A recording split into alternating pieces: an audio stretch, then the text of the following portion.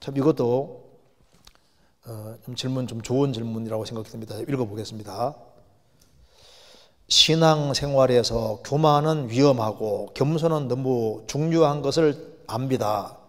사람은 쉽게 교만해지고 교만해질 때 교만한 것을 스스로 깨닫지 못해서 신앙적으로 큰 손해를 보기에 위험한 것 같습니다. 교만의 전조증상이나 특징이 무엇인지, 내가 교만하다는 것을 어떻게 확인할 수 있는지 알고 싶습니다. 또한 그에 반대되는 겸손의 특징을 설명 부탁드립니다 하는 질문입니다. 이게 교만의 전조증상 특징이 이렇게 물었습니다. 참 이거 질문 좀 생각해 보면 하죠. 신앙생활에서 교만은 위험하고 겸손은 너무 중요한 것을 잘 안다. 그렇죠. 그런데 교만해져도 교만한 걸 모를 수도 있잖아요. 그래서 신앙적으로 손해볼 수 있다는 겁니다. 그래서 교만의 전조증상이나 특징이 도대체 뭐냐, 내가 교만해진다는 걸 어떻게 알 수 있느냐, 또 그 반대 같은 특징도 알고 싶다. 자, 신앙생활에서 겸손과 교만은 신앙의 중요한 축이 되는 겁니다. 먼저 성경 한번 찾아보시겠습니다. 잠언 18장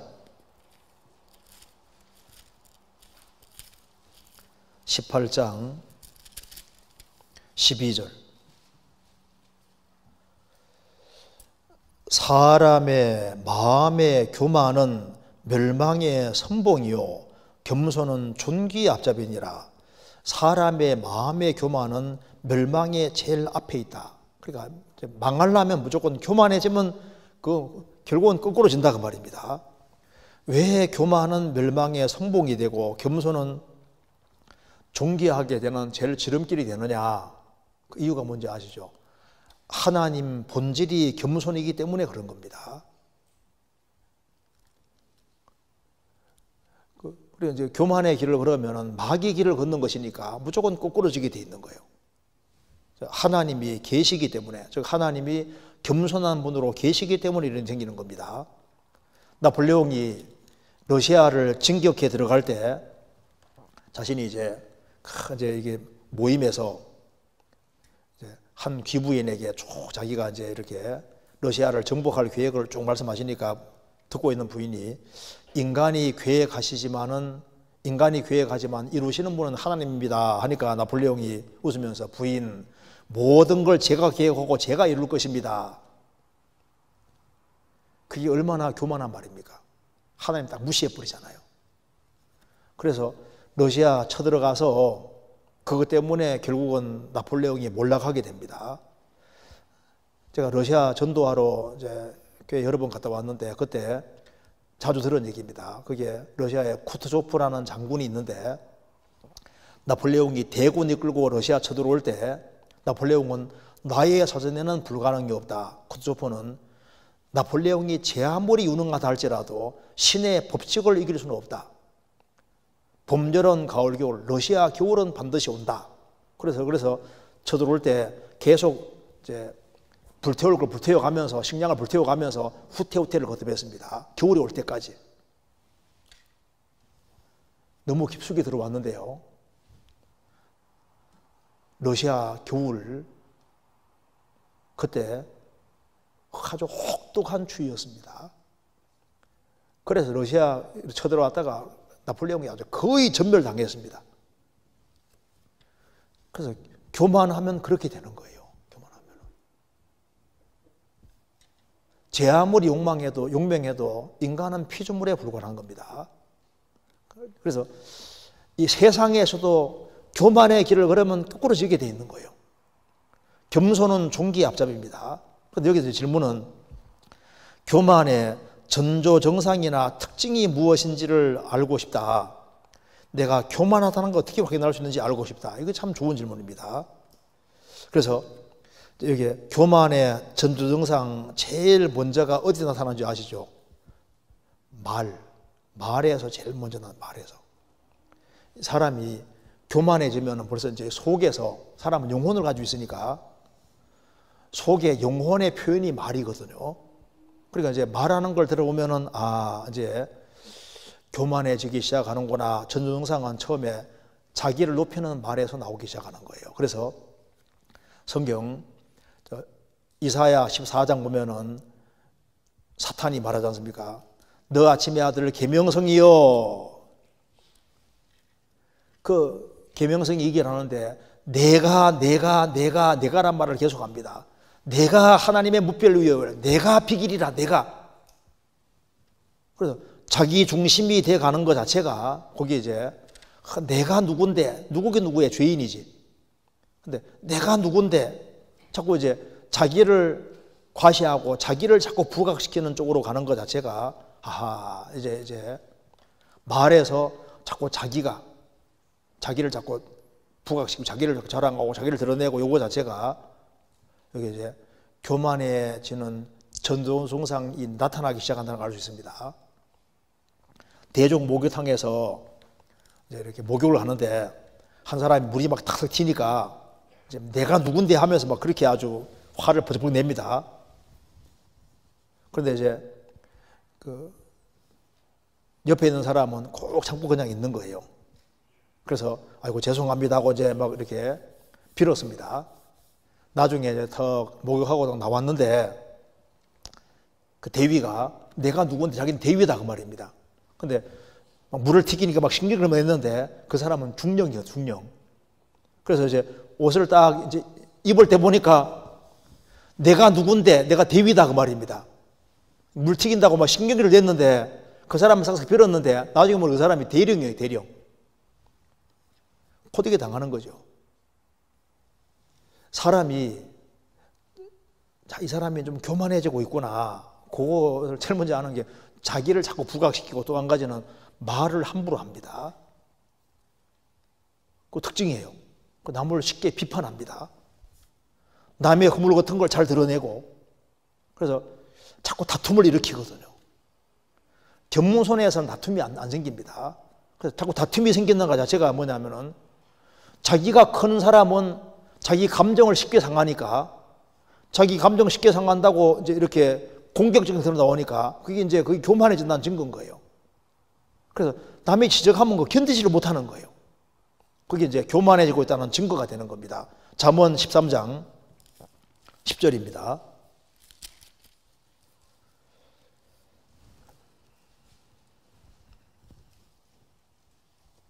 (10절에) 교만에서는 다툼만 일어날 뿐이라 권면을 듣는 자는 지혜가 있느니라. 여기 교만에서는 다툼만 일어날 뿐이라. 자꾸 이제 다툼이 일어나는 것은요, 그게 교만해지고 있다는 증거인 거예요.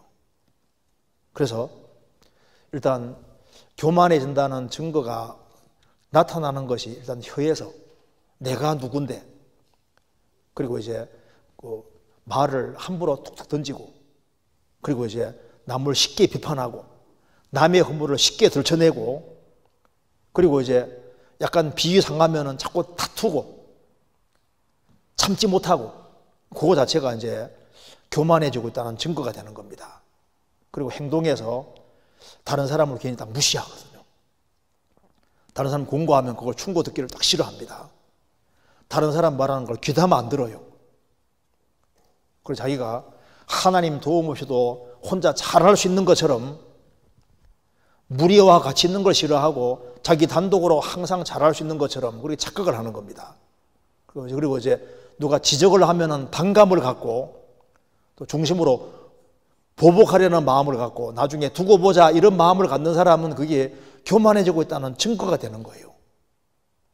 그래서 교만의 전후 증상은 첫 번째 말에서 나타나게 됩니다. 그리고 이제 내가 교만하다는 것을 어떻게 확신할 수 있느냐? 겸손한 사람과 교만한 사람은 대체로 자기에 대해서는 관대하거든요. 자기가 잘못한 것에 대해서 내가 그럴 수도 있지. 그러면서 다른 사람에 대해서는 어떻게 그럴 수 있냐 하고 잣대가 다르거든요. 잣대가. 그래서 이상하게 자기 기준을 딱 가지고 있어서 자기는 항상 괜찮아요. 자기가 하는 행동은 다 허용하면서 남이 뭐 실수하면요, 그건 딱 문제 삼습니다. 어떻게 그럴 수가 있냐고 하면서. 그래서 이제 자기에 대해서는 잣대를 관대하게 갖다 대고 다른 사람에게는 엄격하게 갖다 대는 것 자체가 이게 이제 교만해져 있다는 증거가 될 수 있습니다. 그리고 다툼이 일어나면은 자신에겐 잘못이 없다고 하거든요. 그게 교만해진다는 증거잖아요. 그리고 스스로 만족합니다. 스스로 자기가 꽤 괜찮은 사람인 것처럼 생각하는 거예요. 그리고 기도해 주는 것보다 다른 사람을 쉽게 판단합니다. 그리고 으뜸이 되기를 좋아해요. 앞장서는 걸 좋아하고, 그래서 이런 얘기 있지 않습니까? 교만한 큰 나무는 작은 풀을 보면서 스스로 크다 생각한다 그러잖아요. 겸손한 큰 나무는 하늘 보고 자기를 스스로 작다고 생각하고, 그리고 사람에게 영광 받기를 자꾸 좋아하는, 그것도 이게 잘못되어 가는 겁니다. 그래서 자기가 꽤 뭘 아는 것처럼 좀 그래서 이게 자기 중심이 되는 것 자체하고 교만에 연결되어 있는 거예요. 그래서 용어로 sin 하면요, SIN이지 않습니까? 그 사이에 I가 들어가 있는 것처럼 교만이라는 것 자체가 주님은 뒤로 가고 자기 중심이 될 때 그게 이제 교만해지고 있다는 분명한 증거가 되는 겁니다. 자기가 뒤로 가고 주님 중심, 이웃 중심으로 딱 사고방식이 되어 있으면 그럼 겸손하기가 쉬운 거거든요. 그런데 자기 중심으로 딱 되어 있으면 교만으로 가는 거예요. 그러니까 자기를 건드리면 못 참아하는 겁니다. 자, 교만하면 이렇게 됩니다. 디모데전서 6장 찾겠습니다. 디모데전서 6장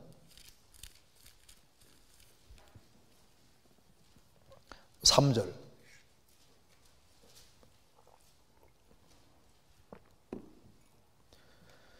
누구든지 다른 교훈을 하며 바른 말 곧 우리 주 예수 그리스도의 말씀과 경건에 관한 교훈에 창념치 아니하면 저는 교만하여 아무것도 알지 못하고 변론과 언쟁을 좋아하는 자니 이로써 투기와 분쟁과 회방과 악한 생각이 나며 마음이 부패해지고 진리를 잃어버려 경건을 이익의 재료로 생각하는 자들의 다툼이 일어나느니라.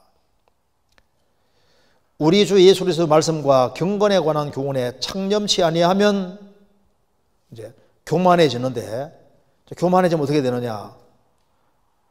안다고 하는데 아무것도 몰라요. 그리고 이제 교만해지면은 말씀을 실행하지 않기 때문에 변론과 언쟁만 좋아하거든요. 말로 하는 것만 좋아하고, 그래서 그것 때문에 투기와 자꾸 분쟁이 생겨요. 회방과 악한 생각이 나며, 그래서 약간 교만한 사람 옆에는 항상 문제들이 생긴다고 말입니다. 다툼과 문제가 생기고, 그래서 진리를 잃어버려 경건을 이익의 재료로 생각한다는 것은 신앙생활하는 것을 자기 육신적인 어떤 이득의 목적으로 사용한다고 말입니다. 그래서 이게 교만하게 되면은 이런 결과가 생기는 것을 말씀하고 있습니다. 그러면 이제 반대로 또한 그에 반대되는 겸손의 특징을 부탁드립니다. 겸손은 말 그대로 자기를 낮추는 겁니다. 자기를 낮추니까 다른 사람에 대해서 함부로 말하지 않잖아요. 다른 사람이 말하면 잘 듣고 지적을 받으면 바꾸려고 하는 겁니다. 그래서 겸손한 사람은 개선이 돼 가거든요. 조금 바뀌어간다고요. 교만한 사람은 지적하면 이제 그 사람 적이 되고 그 사람을 미워하고 싫어하게 되고, 충고해 주는 사람을 좋아해야 되는데 충고해 주는 사람을 싫어하고, 자기에게 좋게 얘기해 주는 사람만 자기 친구를 만들려고 하고, 이제 그 패턴이 바뀌어지게 되는 겁니다. 지적을 하면은 그걸 잘 귀담아 듣고 고칠 것이 있으면 고치려고 하는 것이 겸손하다는 증거잖아요. D.L. 무디가 한 번은 전도 집회를 하는데 그 신문에서 교만한 무디 전도자라고 기사가 실리면서 이제 무대에 대해서 안 좋게 얘기를 하니까 그걸 이제 기사를 가져왔습니다. 무디 스태프인들이 세상에 이렇게 무디를 대해서 함부로 얘기한다고, 이건 말도 안 되는 기사를 썼다고 하니까 이거 인격살인이 아닙니까? 하니까 무디가 껄껄 웃습니다. 사실은 이 사람들이 나를 잘 모르는구만. 나는 이 기사보다 훨씬 교만하네. 이만하면 잘 써줬네. 이런 걸 써주신 이유는 우리로 하여금 마음을 더 낮추라는 하나님의 그 사인이니까 우리가 정말 더 낮아지도록 기도합시다 하고, 그렇게 하고 더 간절히 기도하고 더 낮은 마음으로. 무디는 겸손한 사람이었거든요. 그래서 마음이 겸손해지면, 잘 되면은 그걸 하나님 경영 돌리고, 잘못되면 자기 반성으로 삼는 겁니다. 그럼 어떻게 하면은 겸손의 길을 걸을 수 있느냐? 이게 주 예수 그리스도의 말씀과 경건에 관한 교훈에 창념하면은, 그러면 그 사람은 겸손의 길을 걸을 수 있는 겁니다.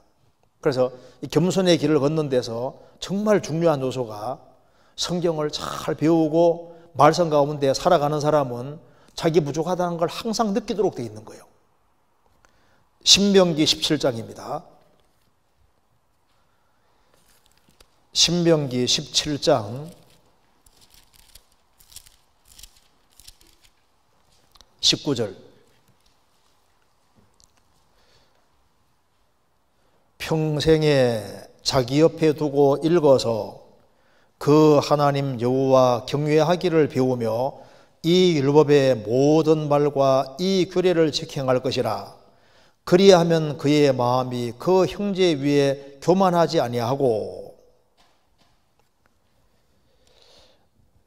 성경을 옆에 두고 계속 읽고 하나님 경외하기를 배우고, 그리고 하나님 말씀을 지켜 행하려고 노력하는 사람들, 그런 사람은 자기 부족을 항상 느끼도록 되어 있습니다. 그래서 또 하나님이 지혜 주시니까 그의 마음이 그 형제 위에 교만하지 아니할 것이다. 하나님은 두 곳에 계십니다. 저 높고 거룩한 곳에 계시고, 또 한 가지는 마음이 겸손한 사람에게 계시는 거예요. 그 마음이 겸손한 사람에게 계시면 그 사람의 행실이 바꿔지게 되는 겁니다. 이사야 57장 찾겠습니다. 이사야 57장 5절. 57장 5절. 지존 무상하며 영원히 거하며 거룩하다 이름하는 자가 이같이 말씀하시되, 내가 높고 거룩한 곳에 거하며 또한 통회하고 마음이 겸손한 자와 함께 거하나니, 이는 겸손한 자의 영을 소성케 하며 통회하는 자의 마음을 소성케 함이니라. 하나님은 높고 거룩한 곳에 계시지만은 또 한 곳 어디 계시냐면은 통회하는 사람, 죄를 가슴 아파하고 뉘우치고 돌이키는 사람, 마음이 겸손한 자와 함께 거하신다. 그래서 하나님은 낮은 마음이 있는 사람들에게 함께 거하시고, 낮은 마음이 있는 사람 속에는 주님이 다 역사하시니까 주님이 그를 고쳐가시는 겁니다. 18절에 내가 그 길을 보았은즉 그를 고쳐줄 것이라. 그래서 겸손한 사람은 주님이 자꾸 고쳐가는 걸 느끼게 됩니다. 그를 인도하며, 겸손한 사람은 주님이 자신을 인도해가는 걸 알 수 있어요. 그와 그의 슬퍼하는 자에게 위로를 다시 얻게 하리라. 마음의 위로도 주시고, 겸손한 사람은 위로를 받을 수 있거든요. 19절에 입술에 열매를 짓는 나 여호와가 말하노라. 먼 데 있는 자에게든지 가까운 데 있는 자에게든지 평강이 있을지어다. 내가 그를 고치리라 하셨느니라. 겸손한 사람은 주님이 입술에 열매를 짓고 입술을 바꿔가십니다. 입술을 바꿔가셔요. 혀를 바꿔가신다 그 말입니다. 입에서 감사의 말이 나오고, 찬송의 말이 나오고, 주님 높이는 말이 나오고, 입이 바꿔지는 거예요. 입술의 열매를 만들어 가시고, 그리고 영혼의 평강을 주시고, 내가 그를 고치리라. 겸손한 사람은 많이 바꿔집니다. 반대로 교만한 사람은 주님이 함께하지 못하니까 주님이 못 고치는 거예요. 사람을 고치지를 않습니다. 주님이 마음속에 역사를 못하니까 입에서는 열매가 나오는 게 아니라 악한 것들이 막 나오게 되고, 마음이 교만해지면 평강이 없거든요. 마음에 참된 위로를 받지 못합니다. 세월이 지나도 안 바꿔지는 거예요, 교만하면. 근데 마음을 낮추면 그 사람에게 은혜를 주시고 하나님 함께 하시니까 그 사람 바꿔지게 되는 거예요, 조금씩. 그래서 교만해지고 겸손해지는 것 자체가 어디에서 나면 제일 첫 번째 말입니다, 말. 혀를 보면요, 이 사람이 교만해지고 있구나, 겸손해지고 있구나. 하나님에 대한 말씀이 많이 나오고 예수님에 대한 말씀이 많이 나오면 정상인데, 이제 교만해지면 점점 예수님 말씀은 줄어들고 자기에 대해서 내가 누군데, 내가 뭐 했는데, 내가 어떤데, 내가 누구긴 누구요. 구제받아야 될 사람이고 구원받은 사람에 불과하고 주님 도움 없이는 나는 아무것도 아니라는 거 알아야 되는 겁니다.